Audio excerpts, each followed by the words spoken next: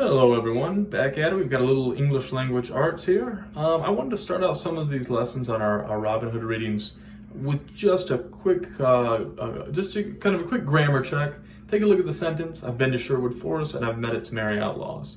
You should right away catch a few mistakes. I'm going to go kind of quickly because if I take too long, these videos take a long time to download. Take another look at it. All right. Yep, you've guessed it. I've is a contraction, right? I have, so you need to use an apostrophe. I've is a contraction of I have. Sherwood Forest, that's a proper noun, right? We've got to underline it. Proper noun, Sherwood Forest. Let's see, anything else? I've been to Sherwood Forest, that's one independent clause. I met its merry outlaws, that's another independent clause. We've got it combined with a coordinating conjunction and, so we need what? Exactly right, a comma, comma and, if you'll remember, comma and, comma or, comma but. Combine two sentences together, you need a comma and a coordinating conjunction. And then lastly, let's check out that other supposed contraction. I met its merry outlaws, IT apostrophe S, that's a contraction for it is. Let's check it. I met it is merry outlaws. That's nonsensical. Okay, let's get rid of the apostrophe because we know that they mean it's possessive, like its bowl or its food. I met its merry outlaws. The merry outlaws belong to the forest. It's not a contraction. It's not it is. It's just ITS.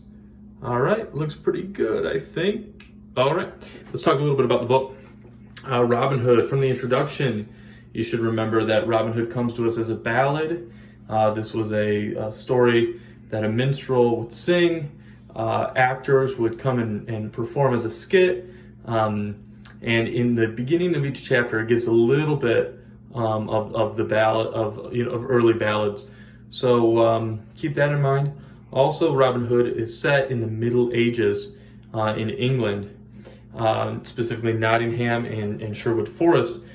Just before you begin page 1, there's a really cool map. Check out and locate Nottingham, Sherwood Forest, and then notice where it is in the larger context of both England and France. The Middle Ages, though, this is after the Roman Empire has collapsed, but before the Renaissance. It's roughly the year 500-ish up to like 1400-ish. So Middle Ages, also known as medieval time or the Dark Ages, but Dark Ages isn't exactly correct. All right, one other thing you should notice about the Middle Ages from the introduction is that society was divided into 3 groups. If you were rich, kind of a higher level part of society, you would be a member of the nobility. This would be your kings, your queens, your dukes. In Robin Hood, you get the sense that the sheriffs, basically the people who are in charge of running worldly affairs, the government, this is your nobility. In the middle, you get the clergy. These are the people who are in charge of spiritual affairs. These are your priests and your friars, your nuns. In the book mentions, gives you a lot of good religious terms like where they live. They live in an abbey, which is kind of a congregation of buildings for a religious people that included a church. So anyway, at the top, you've got your nobility. In the middle, you've got the clergy. And down at the bottom, you have your commoners. The book says that the commoners, their job was to grow food. They were also known as serfs or yeomen. And they're farmers. They're farmers. Robin Hood stands clearly with the commoners, with the farmers. He's the son of a forester, a man who kind of managed or took care of the forest. And Robin Hood, his whole career, he's defending the commoner. And that leads us to a discussion of chivalry. You may have heard chivalry. Sometimes you'll hear people say chivalry's not dead when they hold the door open for a lady or something like that. Chivalry is kind of the code of the knights.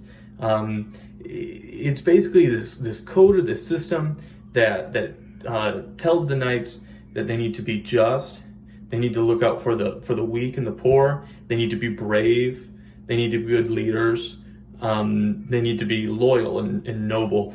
Chivalry is the code of the knights, and it's a good thing. That's good knights are chivalrous.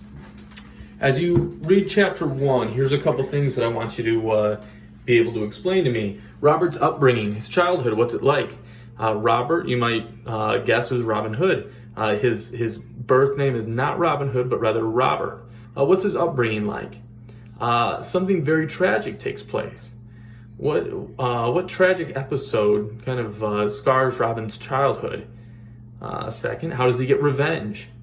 And then lastly, this is especially pronounced at the end of the chapter, but what's his special talent? And how does he kind of earn his position of leadership with his special talent? So those are all things I want you to look for in chapter 1. Enjoy the book. It's really awesome, and we'll be back soon. Peace out, y'all.